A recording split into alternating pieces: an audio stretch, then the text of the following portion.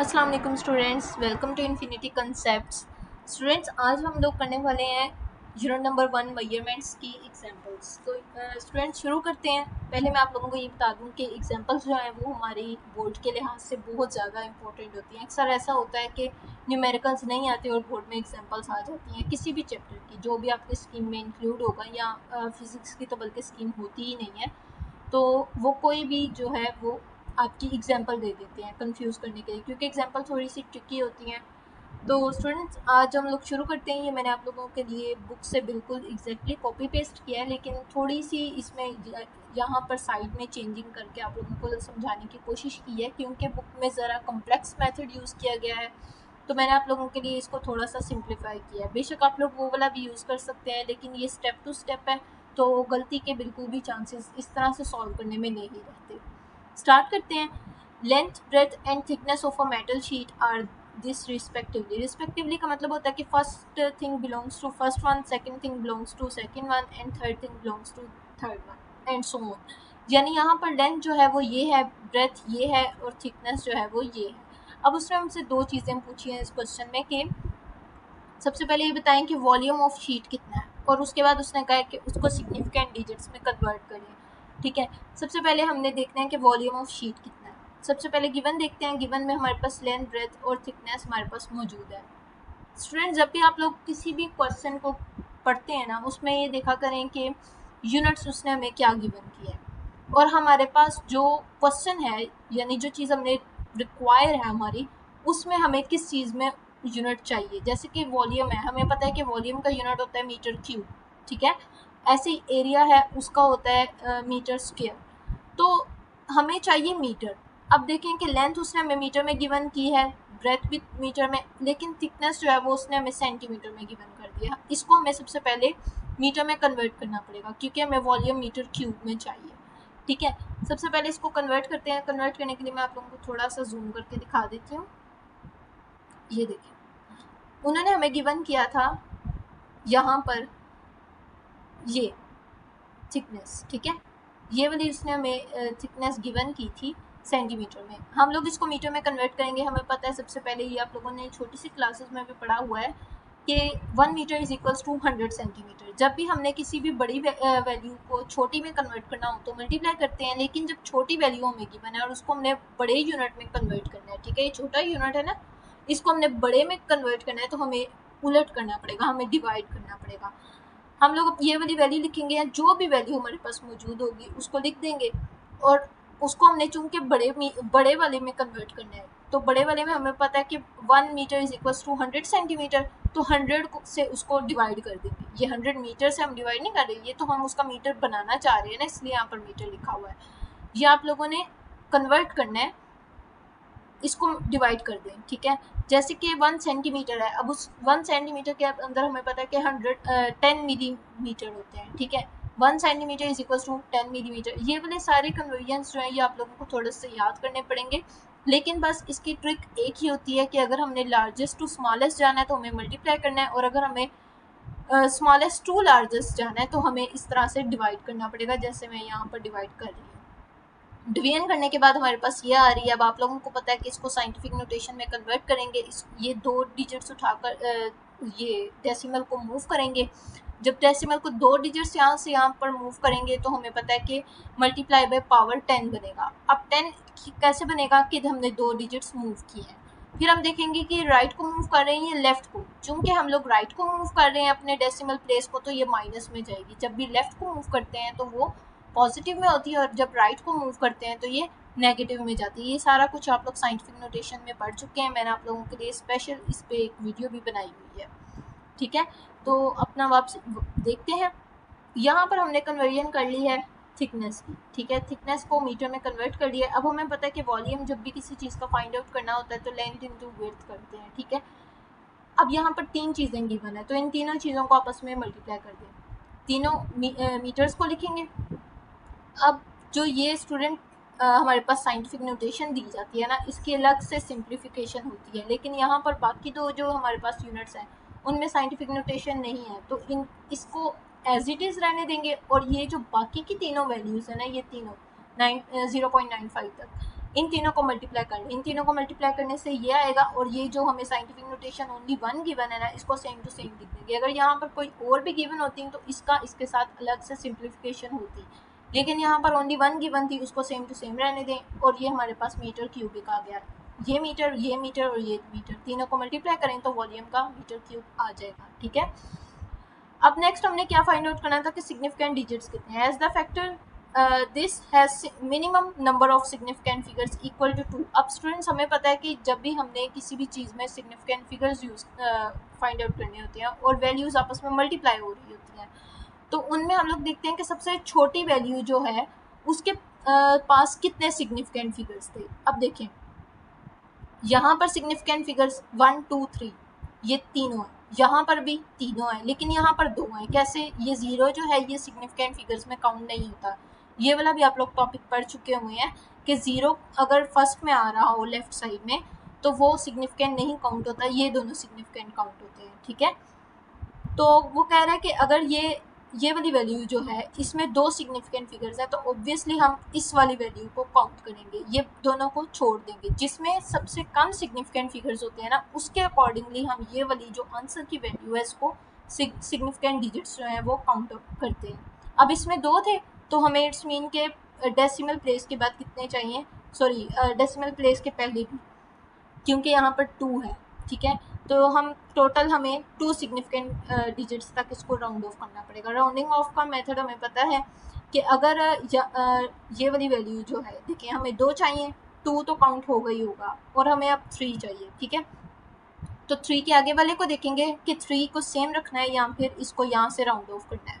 ठीक है, अगर वैल्यू नेक्स्ट वाली राइट साइड पे 5 या फिर 5 से ऊपर हो तो हम इसमें 1 प्लस कर देते हैं, लेकिन अगर यहाँ पर 5 से छोटी हो तो ये वाली वैल्यू जो है, जो भी हमने राउंड ऑफ करने के लिए खड़ी होती है, ठीक है, जिसको भी हमने राउंड ऑफ करना होता है उसको सेम रहने देते हैं। यहाँ पर 5 है, ठीक है, 5 या 5 से ऊपर होगा तो यहाँ पर प्लस होगा, इसमें 1 प्लस करेंगे तो ये 2 सेम रहेगा, 0.4 आ जाएगा। क्यों? क्योंकि हमें 2 सिग्निफिकेंट फिगर्स चाहिए थे। अब 2 सिग्निफिकेंट फिगर्स आ गए, और मैंने आप लोगों को कहा इसकी scientific notation same to same रहेगी, क्योंकि यहाँ पर कोई भी सिंप्लीफिकेशन और नहीं है साइंटिफिक नोटेशन के लिहाज से। तो ये हमारे पास आ जाएगा आंसर वॉल्यूम का। और स्टूडेंट आप लोगों ने ये याद रखना है कि ये जो यूनिट होता है इसको मेंशन करने के 0.5 मार्क्स होते हैं, ये आप लोगों ने अच्छी तरह से देख लेना है। नेक्स्ट हमारे पास students the mass of a metal box measured by a lever balance is this. ठीक है, अब मास उसने कहा है कि इतना है। 2 silver coins of the masses are this measured by a beam balance added to it. कह रहे हैं कि एक मेटल बॉक्स था उसको मेजर किया गया है लीवर बैलेंस से, और 2 कॉइन्स थे उनको मेजर किया गया है बीम बैलेंस से, और इसमें उनको ऐड किया गया। कह रहा है what is now the total mass of the box up to correct up to the appropriate precision.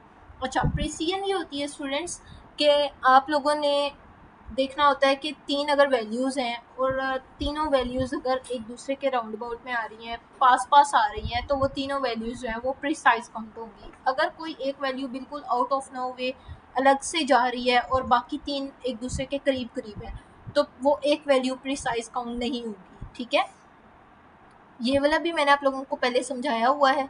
तो अभी हम लोग एग्जाम्पल पे फोकस करते हैं। टोटल मास है, हमें पता है कि छोटी सी क्लासेस में भी होता है कि टोटल काउंट करने के लिए उसको प्लस किया जाता है। ठीक है, ये लिखेंगे ये केजी में, फिर ये है और ये है।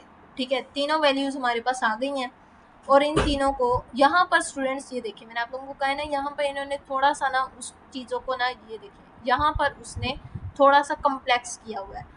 नोट करें, मैंने आप लोगों को पहले भी कहा है कि सबसे पहले हमें यूनिट्स नहीं देखने होते हैं। यहाँ पर केजी है, यहाँ पर ग्राम है, अब यहाँ पर ग्राम है, या तो आप इस केजी को ग्राम्स में कन्वर्ट कर लें या फिर इन जो ग्राम्स हैं इनको केजी में कन्वर्ट कर लें। यहाँ पर उसने डायरेक्ट कर दिया है बुक में।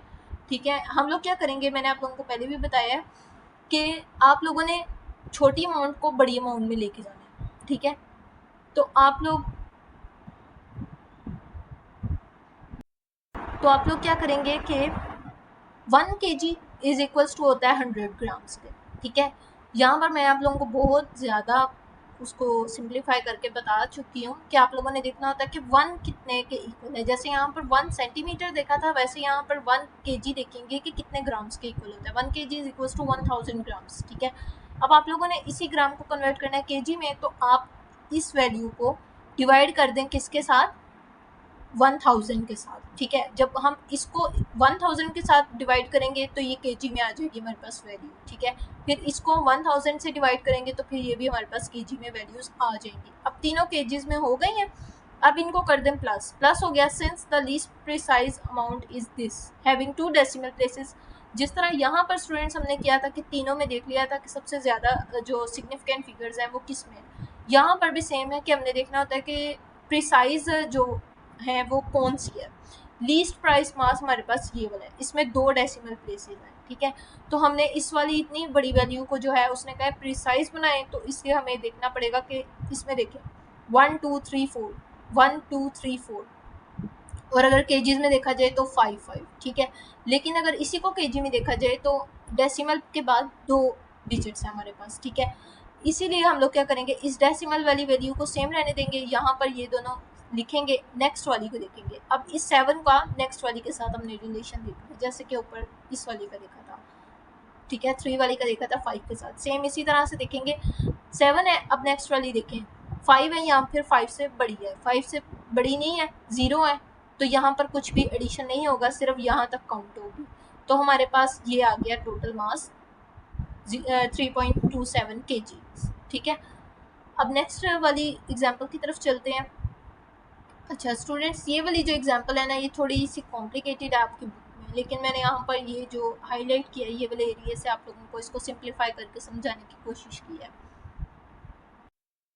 The diameter and length of a metal cylinder measured with the help of vernier calipers of least count this। अब देखें कि यहाँ पर लीस्ट काउंट उसने खुद ही हमें बता दी, अगर वो ना भी बताता तो आप लोगों ने देख लेना है कि वर्नियर कैलिपर्स की ये लीस्ट काउंट आप लोग बेहतर है कि याद कर लें, ठीक है। उसने दे दी है कि ये और ये, मैंने आप लोगों को पहले भी बताया कि रिस्पेक्टिवली का मतलब होता है ये फर्स्ट वन जो है ये इसके साथ बिलोंग करती है और सेकंड वन इसके साथ। डायमीटर हमारे पास ये है और लेंथ हमारे पास ये है, ठीक है। और उन दोनों को किससे मेजर किया गया है, वर्नियर कैलिपर्स के साथ, जिसकी के लीस्ट काउंट हमारे पास गिवन है ये वाली, ठीक है। ये मैं थोड़ा सा आप लोगों के लिए हाईलाइट कर देती हूँ ये। अब नेक्स्ट उसने हमें क्या कहा है कि calculate the volume of the cylinder, क्या कैलकुलेट करना है, volume of cylinder and uncertainty in it. ये है कि आप लोग अनसर्टेनिटी इसमें काउंट करें और साथ में क्या काउंट करें, उसका वॉल्यूम क्या हो गया है, ठीक है। देखिए सबसे पहले गिवन देखें, डायमीटर है हमारे पास ये, ठीक है। इसी के साथ लेंथ हमारे पास क्या है ये, विद लीस्ट काउंट हमने यहाँ पर ये लिखना है। लीस्ट काउंट क्यों लिखनी है, क्योंकि जाहिर है कि हमने अनसर्टेनिटी फाइंड आउट करनी है। सबसे पहले आप लोग अनसर्टेनिटी फाइंड आउट करेंगे। एब्सोल्यूट अनसर्टेनिटी हमें पता है कि मैंने आप लोगों को बताया था कि एब्सोल्यूट अनसर्टेनिटी जो है वो इज इक्वल होती है लीस्ट काउंट के। आप लोग लीस्ट काउंट देखेंगे ये। अब सबसे पहले स्टूडेंट मैं आप लोगों को बताती हूँ कि अनसर्टेनिटी क्या थी। अनसर्टेनिटी होता है कि जब भी आप लोग किसी भी वैल्यू को मेजर करते हैं तो ज़रूरी नहीं है कि वो 100% ट्रू हो, उसमें प्लस या माइनस का थोड़ा बहुत, जिसे कहते हैं ना ऊंच नीच का फ़र्क रह ही जाता है, 19-20 का फ़र्क हल्का सा रह जाएगा।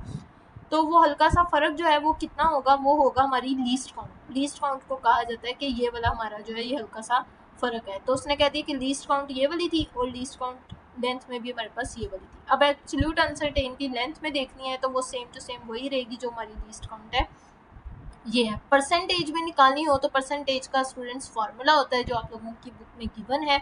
परसेंटेज अनसर्टेनिटी का फार्मूला होता है कि least count divided by measured value multiply by 100। ये आप लोगों का फार्मूला बुक में गिवन है, मैं दोबारा बता रही हूँ, least count divided by measured value multiply by 100, ठीक है। आप लोगों ने लीस्ट काउंट लिखी, मेजर्ड आप लोगों के पास लेंथ क्या गिवन है ये वाली, और मल्टीप्लाई बाय 100 करेंगे क्योंकि हमने उसको परसेंटेज में चेंज करना है।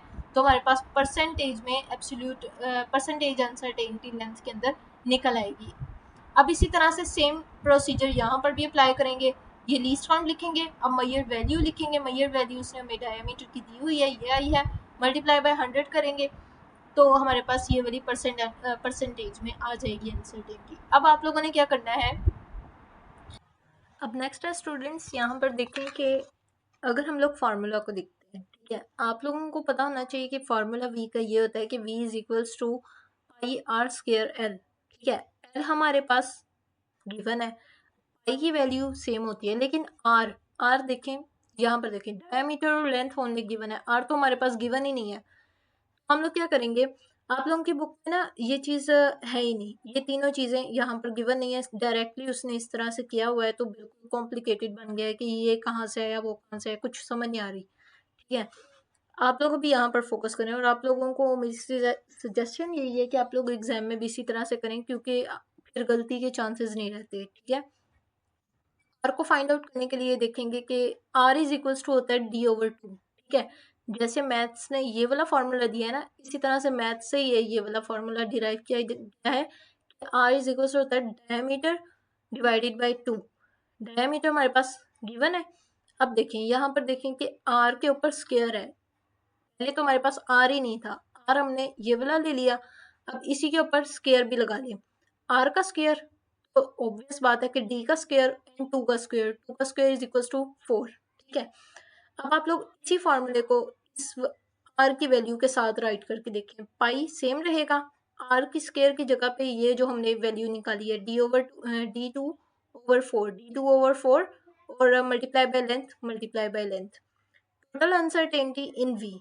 ठीक है, आप लोगों को याद होगा कि जब हमने अनसर्टेनिटी वाला टॉपिक किया था, तो ये देखिए मैं आप लोगों को बल्कि बुक से दिखा देती हूँ, ये देखें यहाँ पर था कि अनसर्टेनिटी पावर फैक्टर में अगर हमने देखनी हो। ठीक है, तो पावर में हमने जब अनसर्टेनिटी देखनी है, power is equal to error multiply by power. ठीक है, एरर मल्टीप्लाई बाय पावर, ये बात को याद रखिएगा जरा, मैं आप लोगों को दिखाती हूँ।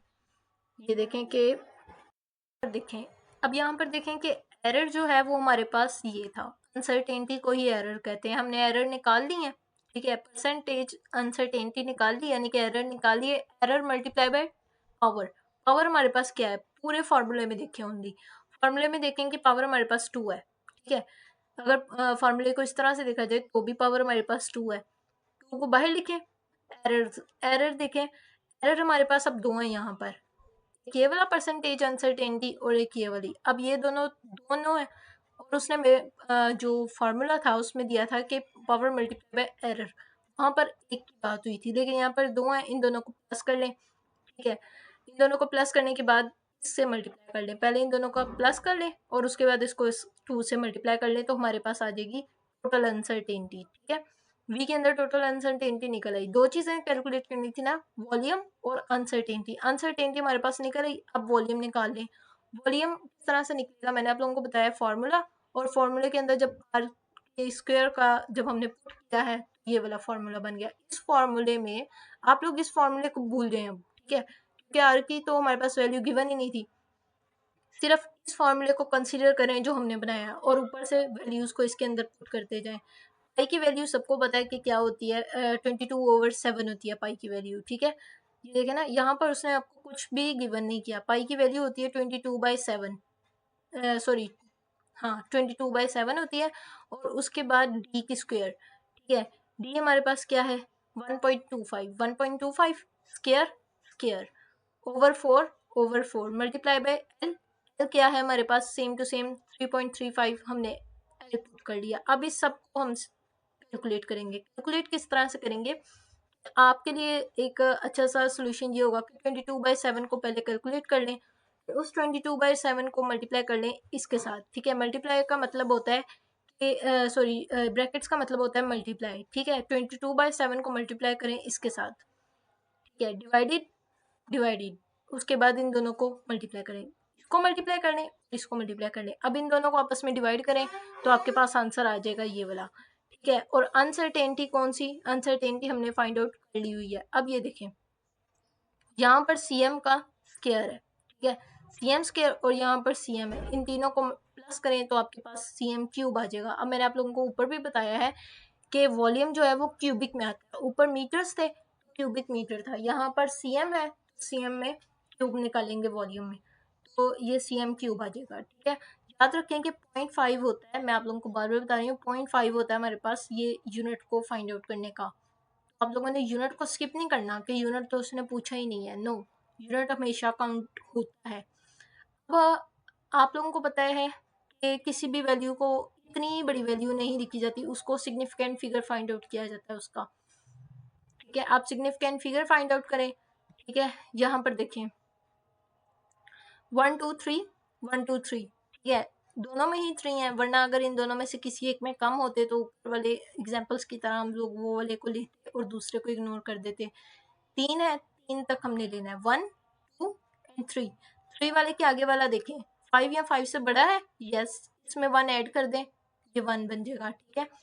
और ये वाले दोनों सेम रहेंगे। और प्लस माइनस हमारे पास जो अनसर्टेनिटी आई थी, क्या अनसर्टेनिटी आई थी, ये वाली, ठीक है, डायमीटर की, वो वाली यहाँ पर लिखेंगे, where this is calculated volume and this is the uncertainty in it, ठीक है। यहाँ पर थोड़ी सी गलती है, और वो गलती ये है कि ये वाली अनसर्टेनिटी आनी है, ठीक है। ये आप लोगों की बुक में थोड़ी सी गलती लिखी हुई है, ये वाली अनसर्टेनिटी काउंट होगी, ओनली डायमीटर की काउंट नहीं होगी, दोनों की काउंट होगी, ठीक है। ये वाली अनसर्टेनिटी निकालने का मतलब ये था कि टोटल अनसर्टेनिटी निकालनी। यहाँ पे ये करेक्शन आप लोगों ने कर लेनी, मैंने आप लोगों के लिए यहाँ पर इसलिए नहीं की कि आप लोगों को थोड़ा सा नजर आ जाएगा कि क्या गलती है, ठीक है। ये वाली आपने अनसर्टेनिटी लिखनी है, ये याद रहे आप लोगों को, ठीक है। इसी के साथ मुझे दें इजाज़त। अगर आज आप लोगों को वीडियो अच्छी लगी हो तो काइंडली लाइक एंड सब्सक्राइब ज़रूर कीजिएगा। अगर कोई भी चीज़ आप लोगों को समझ नहीं आई है तो उसको कमेंट बॉक्स में ज़रूर लिखिएगा, मैं कोशिश करूँगी उसको एक्सप्लेन करने की। और अगर कुछ गलती होगी या कोई भी इस तरह से प्रॉब्लम आएगी तो मैं कोशिश करूँगी कि उसको मैं सिंप्लीफाई करूँ, उसको मैं करेक्शन करूँ। Thank you so much. अल्लाह हाफिज़।